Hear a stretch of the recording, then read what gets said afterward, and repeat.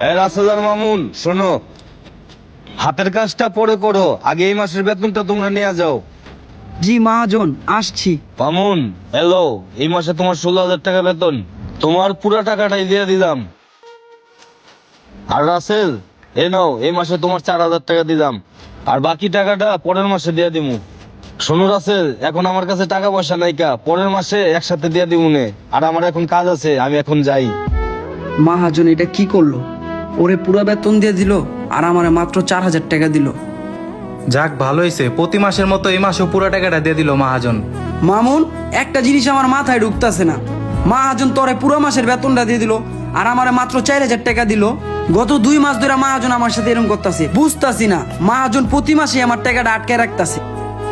আবার এরকম না তো, তুই মুসলমান দেখা তোর টাকাটা দিয়ে দিতাছে মহাজন, আর আমি হিন্দু দেখা আমার টাকাটা আটকে রাখতাছে। তোর কি মাথা নষ্ট হয়ে গেছে গা? মহাজনের এখানে আমরা 3 বছর কাজ করি, মহাজন কোনো সময় তো এরকম করে নাই। আর তুই কি চিন্তা ভাবনা করতেছস? তুই হিন্দু, আমি মুসলমান, এর লেগে টাকা পয়সা বাড়াই দিতেছে। নিশ্চয়ই তোর হয়তো মহাজন ভালো কিছু করতেছে। মহাজন কিন্তু এরকম না। আজে বাজে চিন্তা বাদ দে, কাজ কর।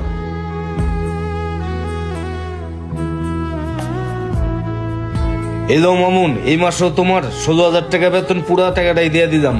এলো রাসেল, এই মাসেও তোমার 4,000 টাকা বেতন দিয়ে দিলাম, আর বাকি টাকাটা পরে দেও। বুঝতাছি না, মহাজন প্রতি মাসেই মামুনের টাকাটা পুরোই দিয়ে দেয় আর আমার টাকাটা প্রতি মাসেই বাজায় রাখে। না, আজকে মহাজনরে জিগেই তুইব। মহাজন, বিষয়টা বুঝতাছি না। গত 3 মাস ধরে মামুনরে প্রতি মাসের টাকাটাই প্রতি মাসে দিয়ে দেন, আর আমারে মাত্র 4,000 টাকা করে দিতাছে। আসলে বুঝতাছি না মহাজন, কি হইছে? মামুনের টাকাটা দিয়ে দেন আর আমার টাকাটা কি লেগে আটকায় রাখেন। কি সে জানতে চাস? গত 3 মাস আগে তোর বড় ভাই ছিল আমার কাছে, আর তুই এই বেতনের টাকা নিয়ে কি করস সবকিছুই কইছে আমারে। আসসালামু আলাইকুম। ওয়ালাইকুম আসসালাম। কি খবর ভাই, ভালো আছেন? এই তো আছি। তা কি মনে করে আমার কাছে আসলেন? আমার ছোট ভাই আপনার এখানে কাজ করে না, ওর পুরো মাসের বেতনটা ওর হাতে দিয়েন না। কেন, কি হয়েছে? ভাই কিসের জন্য বলছি, ও পুরো মাসের বেতনটা নিয়ে আপনার এখান থেকে ও বন্ধু বান্ধবের পিছে ভাঙে। ঘরে কোনো টাকা পয়সা দেয় না, এদিকে আমার বাবাটাও অসুস্থ, আবার কিছুদিন পর আমার ছোট বোনেরও বিয়া। ও যদি এরকম টাকা পয়সা নষ্ট করে তাহলে কেমনে হইব? আমি একা মানুষ, সংসারটা চালাইতে হিমশিম খাই যাচ্ছি। তাছাড়া আমি ভ্যান চালাই, যেটা কয় টাকা ইনকাম করি সব টাকায় আমি সংসারের পিছে খরচ করি, কিন্তু ও কোনো টাকা সংসারে দেয় না। ভাই আপনি বড় ভাই হিসাবে এই ব্যাপারটা একটু দেখেন। আচ্ছা ঠিক আছে, যাও, তোমার ব্যাপারটা আমি দেখতাছি। এতগুলি টাকা ওরে বেতন দেই, আর ওই সব টাকা পয়সা বন্ধু বান্ধবের পিছে খরচ করে হালায় না, ওরে আর এইভাবে বেতন দেওয়া যাইব না। হন, তোর ভাই আমারে সব ঘটনা কয়ে গেছে। কে তোরে 4,000 টাকা মাসে বেতন দেই, এই টাকা তোর হাত খরচ হয় না? এই 4,000 টাকা দিয়ে প্রতি মাসে মাসে তুই চল। আর তুই মনে করিস না তোর টাকা পয়সা মহাজনে খায়া যাইতাছে, আর তোর প্রতি মাসের যে 12,000 কোটি টাকা, এই টাকাটা আমার হেনে জমা হইতাছে। শোন রাসেল, আমি মহাজন হইয়া তোর কি খারাপ চাইতাছি না ভালো চাইতাছি, তুই একবার কথাটা বোঝ।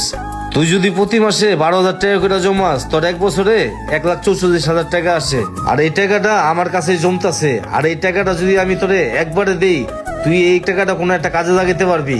ঘরে তোর বাবাও অসুস্থ, এবং কি তোর বোনটারও কিন্তু বিয়া দিতে হইব। তুই আমারে বল বুঝিস না, আমি যা করতেছি তোর ভালো লেগেই করতেছি।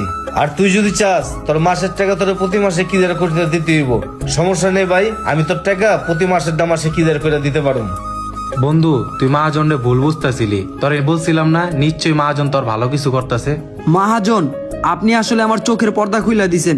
আমি আর এখন থেকে বাজে জায়গায় টাকা পয়সা নষ্ট করুম না, আর আমাকে এখন থেকে প্রতি মাসে 2,000 টাকা হাত খরচ দিবেন, আর বাকি টাকাটা আপনার কাছেই রেখে দিবেন। এই তো এখন কত সুন্দর বুঝতে পারতাছো।